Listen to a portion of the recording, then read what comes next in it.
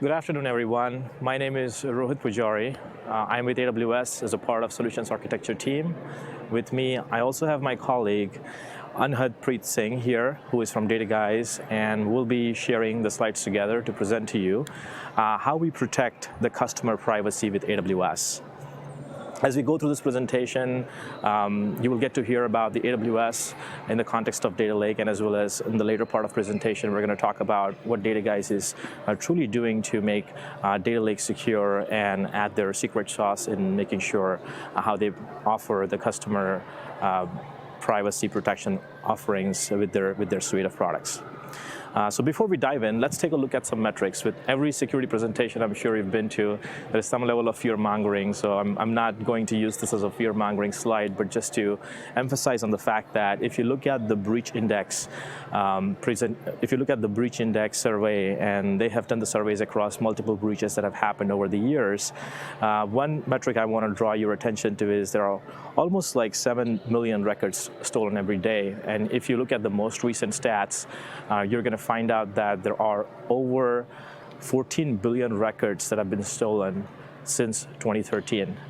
An interesting fact about that is only 4% of the records that were stolen were actually encrypted, right?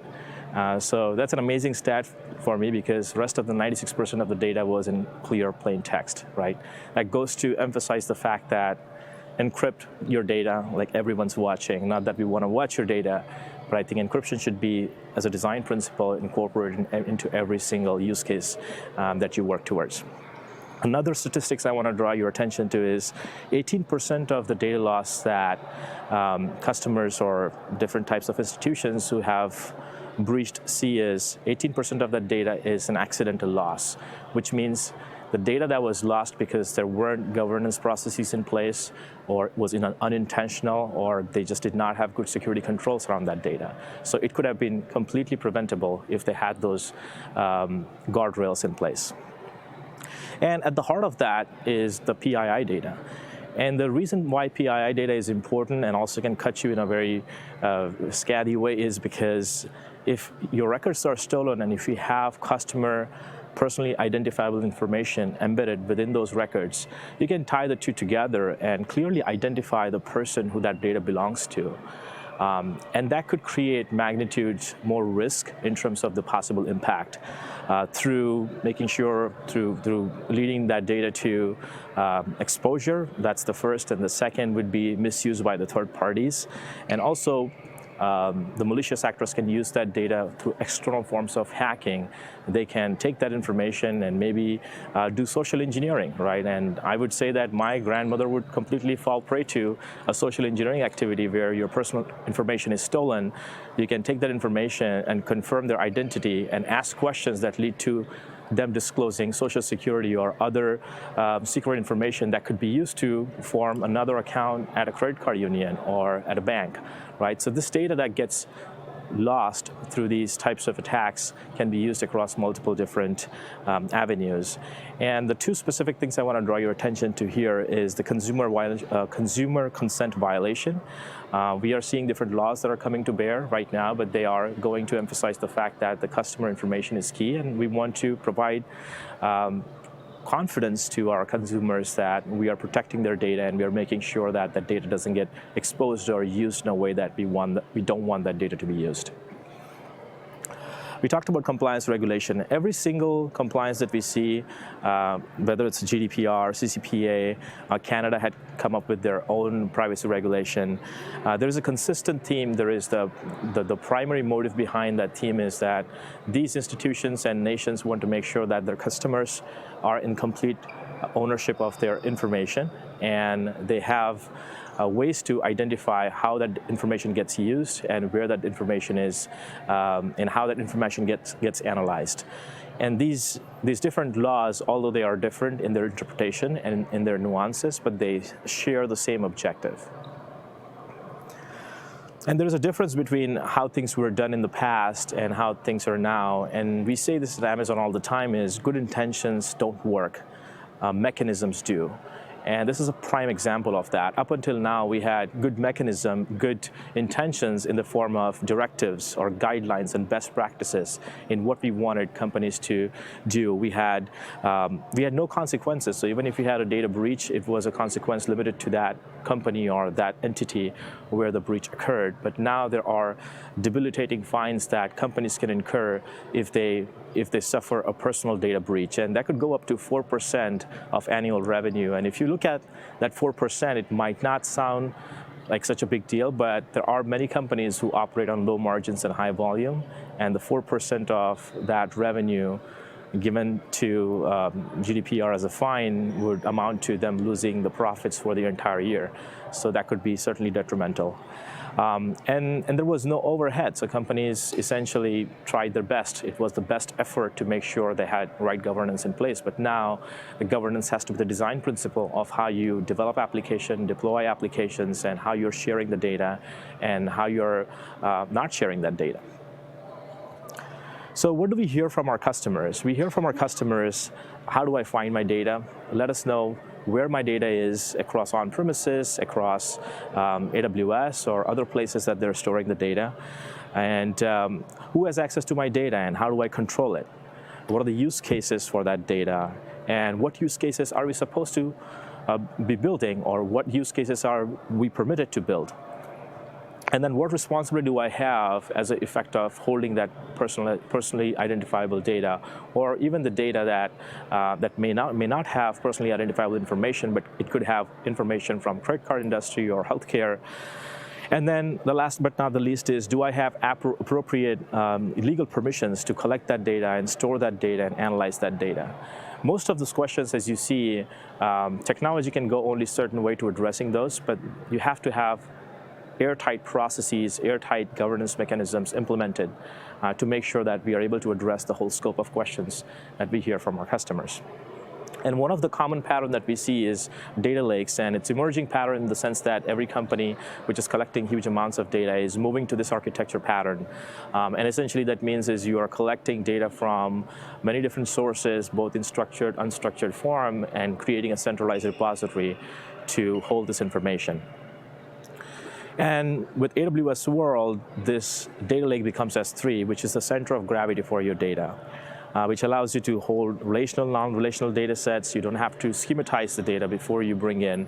You store the data in their raw format and eventually then move the data to optimized format that's suited for low latency retrievals. And it provides you compliance, it provides you security, and it allows you to run in a decoupled fashion wherein you don't have to grow your storage in response to your compute needs, or you don't have to grow your compute in response to your storage needs. It gives you the segmentation where you can grow your data independently of the compute that you need.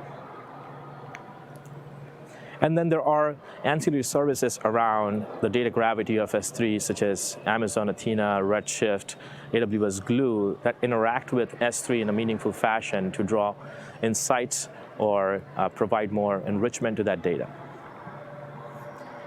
And as you see with S3, when you're using some of our managed services, such as Athena, which allows you to do exploratory query on S3, or you might use AWS Glue, that's a fully managed service for performing ETL, extract, transform, load processes.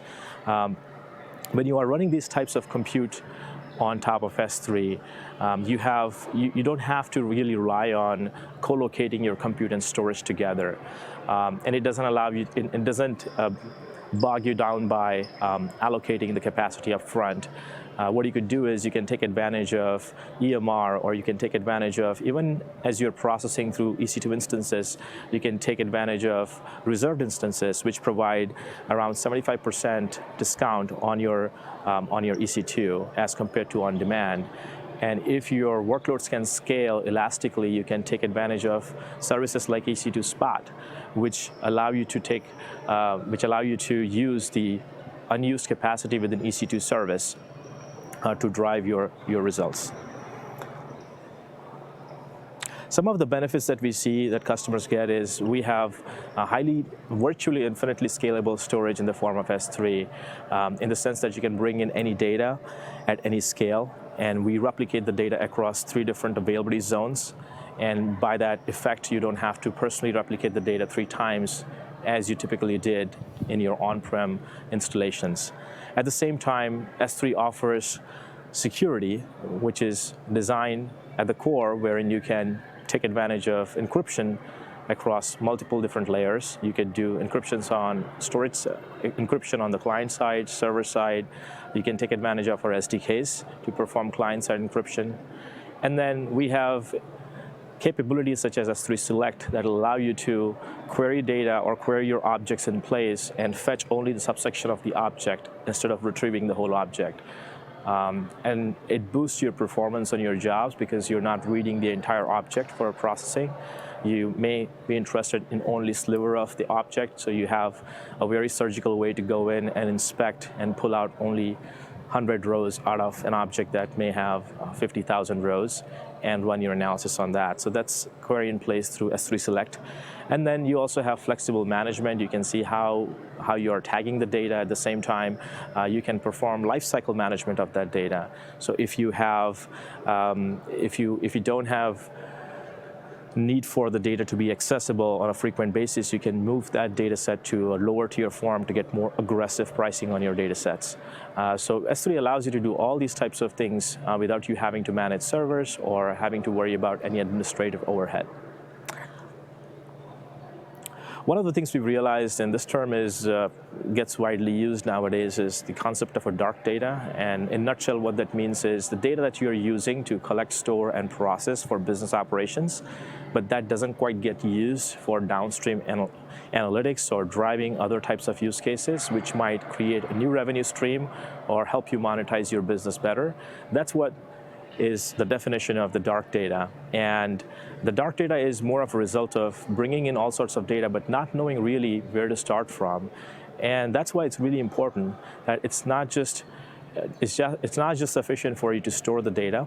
The data needs to be discoverable in the sense that you need to know what you're storing, you need to know what that data set contains and how I can take advantage of that data, what is the provenance of that data, where is the data coming from, which transformation it has gone through, and so on and so forth.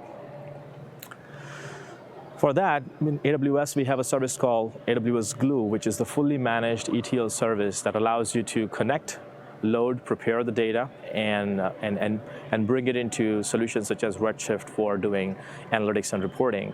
And in addition to ETL capabilities, that service also comes with a technical catalog, which gives you a way to catalog your data such that you have complete inventory of all the data that's stored within S3. You can understand what the schema is. You can understand what specifics of that particular data sets are in terms of if it's a numerical column, you might find out what's the min-max value, the stats value. So you have more context into the data, and it's searchable, wherein you can try to search upon that data, and once that data is available through catalog, you can immediately query that data through service like Amazon Athena. And the neat part about this service, it comes with what we call as crawlers, and those crawlers, once you land data in S3, those crawlers would go in and they interpret the schema, they extract the schema, they register that schema into the catalog. And it also allows you to do those things in a manner where it's automated. So those crawlers will wake up anytime the new data lands into your S3 bucket. They interpret the schema. If there are any changes in those schemas, the crawlers are able to understand that and register those back into your catalog. That way you always have this up-to-date catalog of most recent data that you see. That's a screenshot over here, which can, it's pretty much an eye candy here, eye chart here, but you can take a look when you get a chance to play with the service. This is another view here which talks about how we capture the metadata of those tables, in the sense that what different columns we have, what are specific properties for those columns, and so on. Last reInvent, we announced a service called AWS Lake Formation. AWS Lake Formation is an abstraction service in the sense that it takes advantage of the building blocks that we've already put together for data lake, and then allows you to build a secure data lake. And you don't have to worry about the non-differentiated work. And the non-differentiated work may come in the form of identifying which data I need to bring in, how do I land that data, how do I convert that data into optimized format, such as ORC or Parquet, how do I manage the partitions. So all that undifferentiated heavy lifting will be made easy for you through a lake formation service. And that lake formation service also has a security module where you can enforce the security from one central point. So regardless of which service you use, you have a way to define your security upon that data. A great example here is, let's say if you bring in a data set into S3, and once that data set is being crawled and the schema is registered, now you have a way to selectively provide permissions to a certain set of users or roles who can access that data. And once you define those policies upon that data, those would be enforced regardless of which service you would come through. So a great example of that is, let's say a user comes in and he tries to run a query through Athena or EMR or Redshift or Glue. The request will be sent to the AWS Lake Formation, which will, upon identifying if that user has a right to access that data or not, will provide short-term credentials back to that service. And then the service would be fetched to, or service would be delivered to S3 where the data is stored. And then you're able to retrieve the results of the query and shown back to the user. So AWS Lake Formation makes this happen. Before Lake Formation, you had to rely on IAM policies or S3, and you had to enforce the permissions at the storage level. With AWS Lake Formation, you have a centralized security module in place where you can define the permissions, a fine-grained permissions on the table and column level, and have those permissions honored regardless of which services you are trying to access that data from. And with everything, AWS has gone in and acquired a number of certifications and accreditations that allow us to be compliant with some of the largest compliance regimes. So ISO 9001 for aerospace. We also have certifications from SOC 123. You can run HIPAA and PCI compliant workloads with AWS. We have public sector certifications like FedRAMP.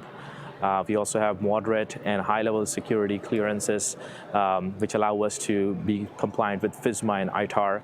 And we're constantly looking into other certifications as well to make sure that we have a process and we give you comfort in those different certifications. So if you have a certification that you don't see up here, talk to us. We are glad to take a look into it and provide you a place where you can build those types of workloads with us. Last thing I wanted to point out, and this would be a good segue to the next presenter here, is typically when you're loading data into the data lake, you start with extracting your data from your source system. So those could be your relational databases, non-relational databases. And once you load that data, you move those data sets into your object store, in this example S3, and then you might eventually do some level of staging in Redshift, and then you make that data available for your downstream reporting purposes, right? And this is where the notion of de-identified data lakes come in, wherein customers do identify that if I store personally identifiable information within data lakes, that would be subject to the risk that is beyond my control. And companies are thinking about, instead of moving the data as is into data lake, what can I do beforehand to get rid of personally identifiable information? So when you're forming the data lake, you are redacting or you're removing the personally identifiable information, and all the data you're storing is either in a tokenized format or encrypted format, where even if those records are exposed, the surface area of risk or the magnitude of impact can be controlled, right?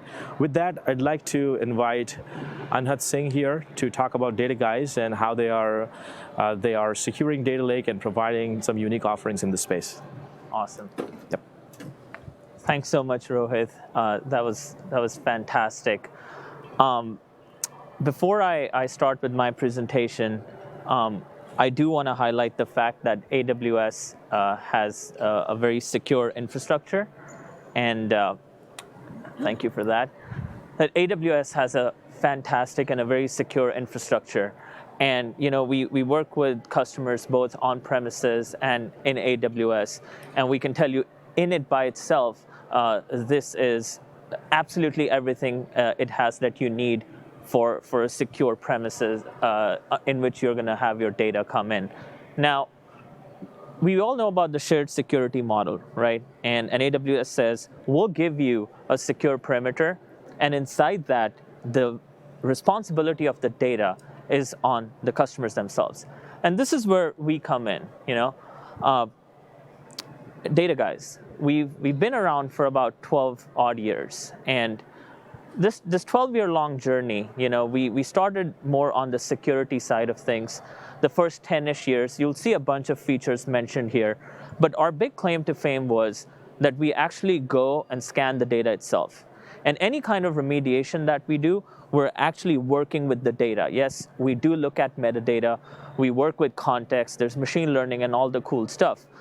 But I want to reiterate, we look at the data itself and figure out, hey, what parts are critical, if it's PII, PCI, PHI, CCPA, GDPR, and then help you remediate, monitor, and all the good stuff.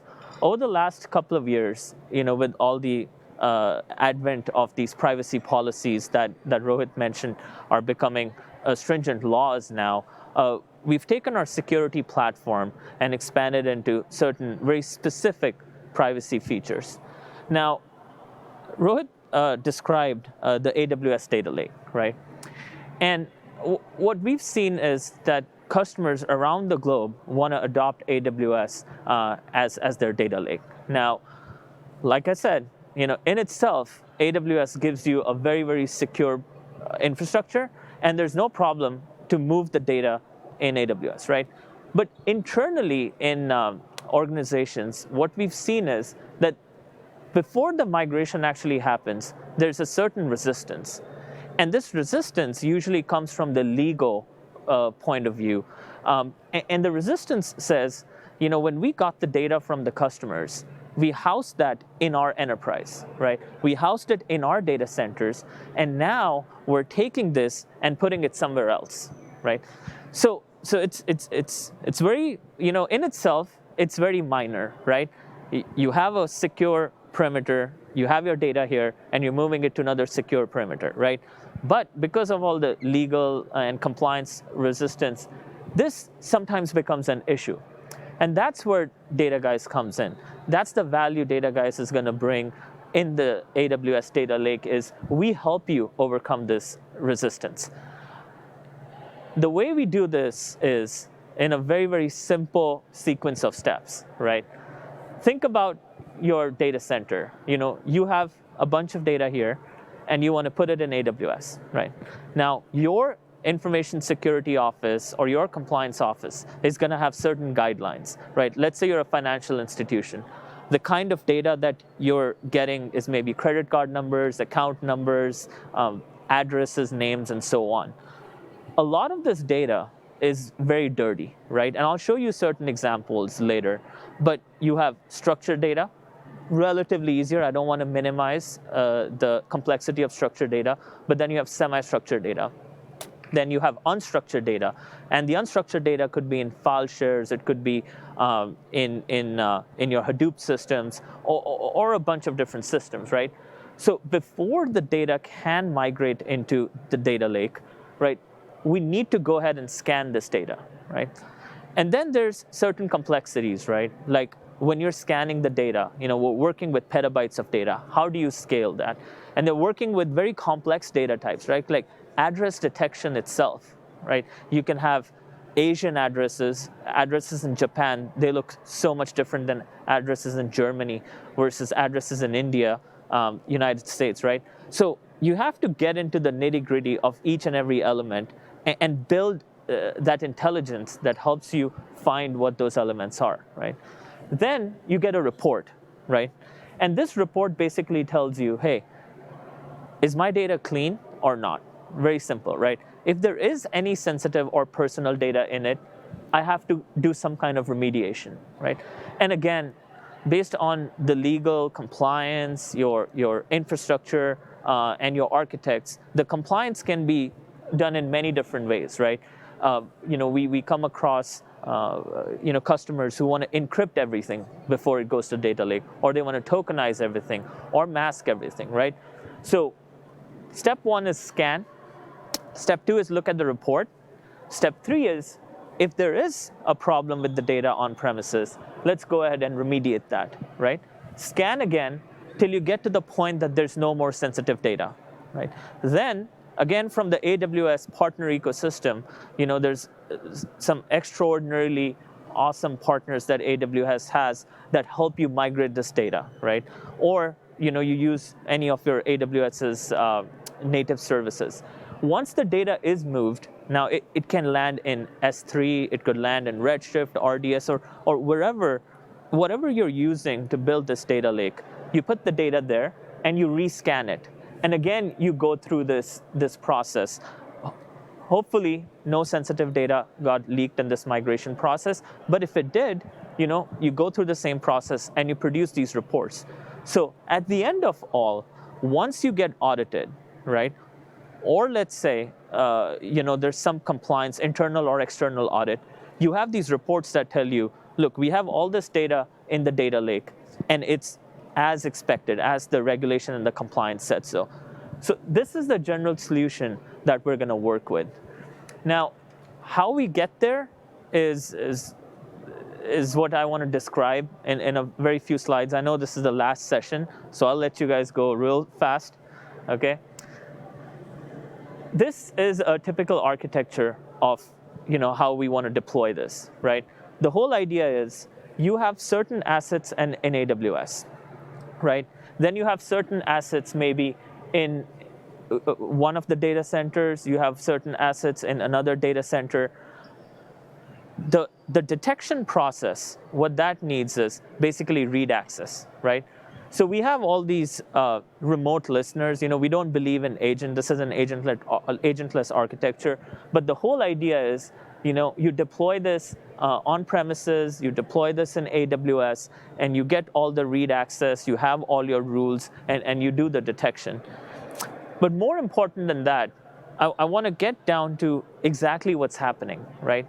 Now, this is a really good example. Let's say we're working with a database that's on premises, right? What we're looking at is a table where, I have 3 columns.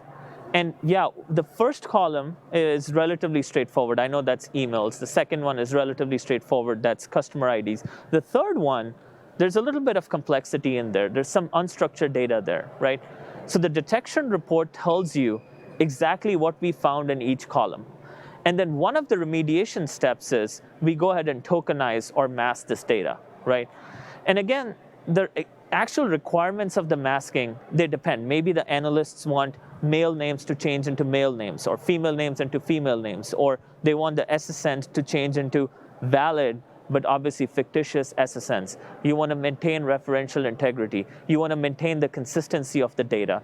Maybe you want to mask the data in a certain way that you can do joins across all the tables, right? So once all those properties are figured out, we can carry out this masking. Similarly, when we're looking at unstructured data, now this is actually a use case from an existing customer that is an insurance customer, and they're a big AWS shop. And the whole idea is whenever their customers are calling into the call center, right, everything they're saying is actually transcribed into words. You have services like AWS Transcribe.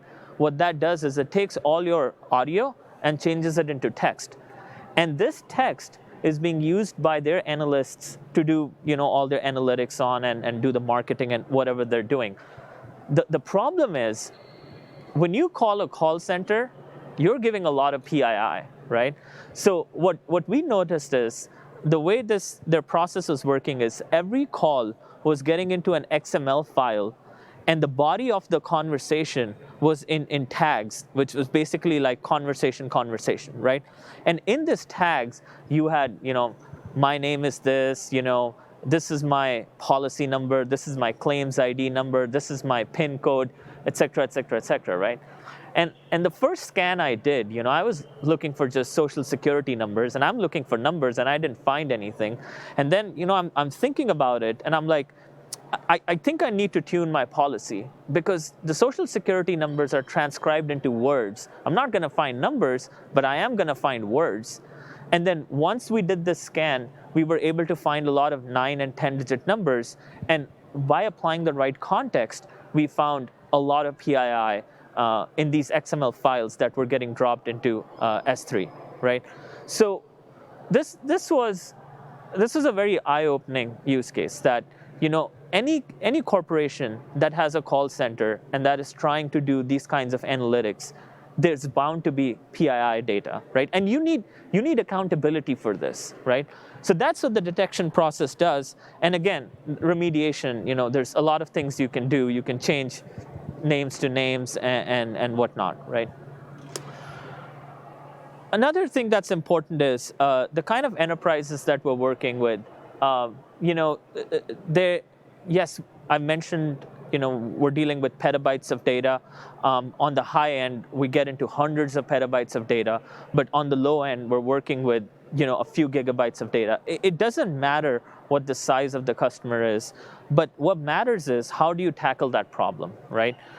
There's a large financial institution where the data lake was around 80 petabytes, both on premises and in the cloud.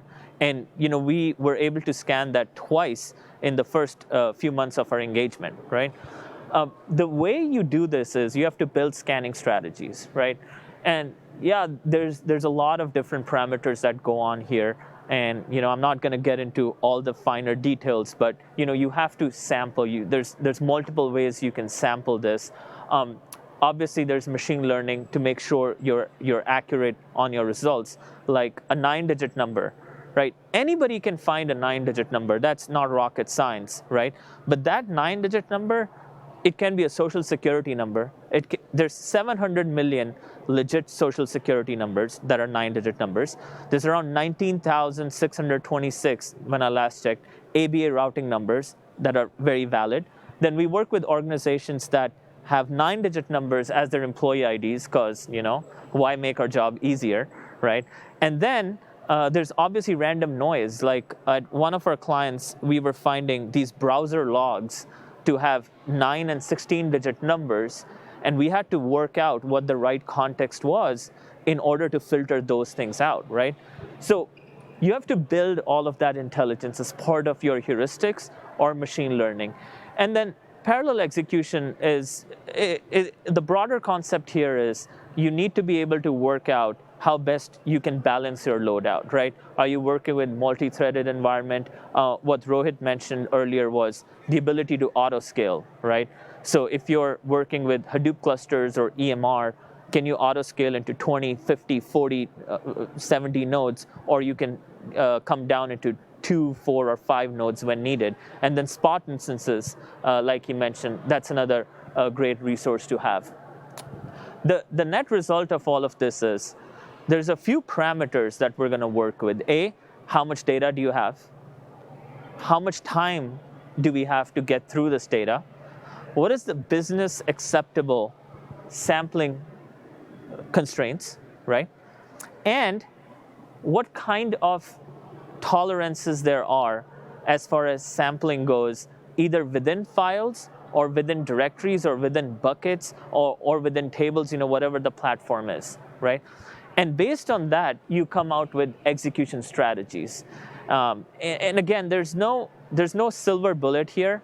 There is a lot of experience that we have with customers, but yes, there's some best practices and trips of the trade that we've figured out. On-premises repositories, when we work with our customers that want to take this into AWS, there's obviously a bunch of these, but typically what we come across is scanning the relational databases, Hadoop clusters, and your file shares. And really, in one way or the other, they have to go into one of these, right? So going back to one of my first, I think my second or third slide was, you have to scan the data on premises, and it can be in any of those repositories. And then once it gets into AWS, a further scan might be needed. And these are just some of the services that we support today.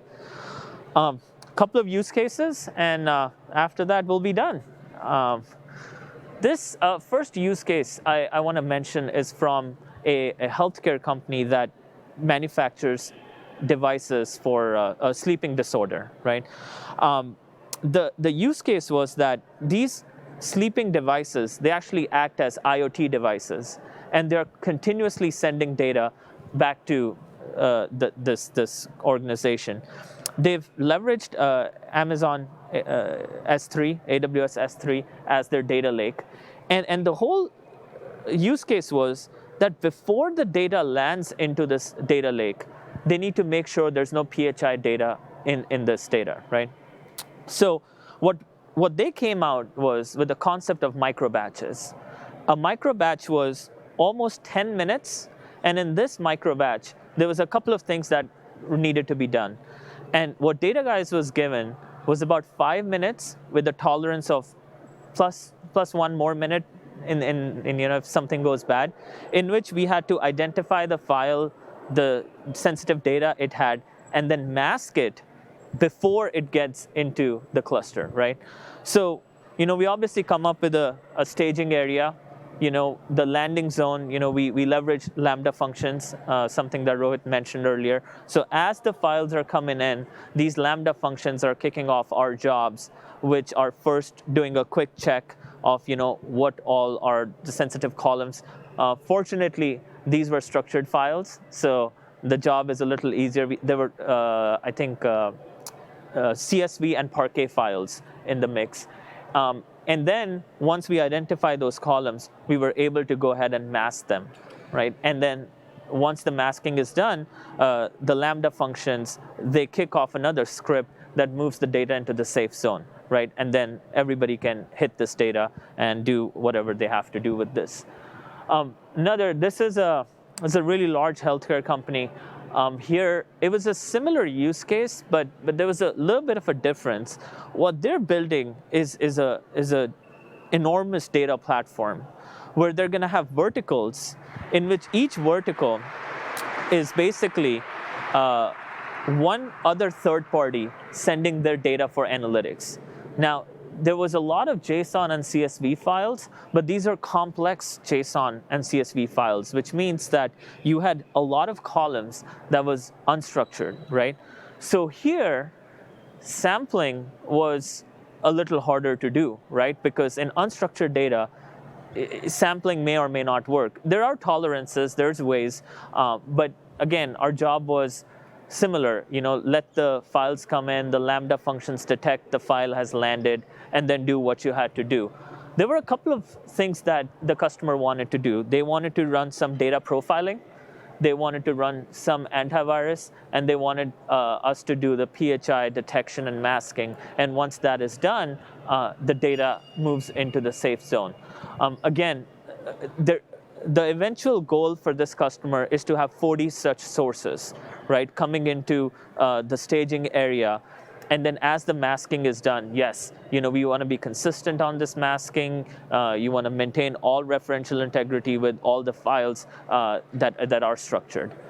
So hopefully this was of help. And if there are any questions, Rohit and I are hanging out to answer those. Right? Thank you very much.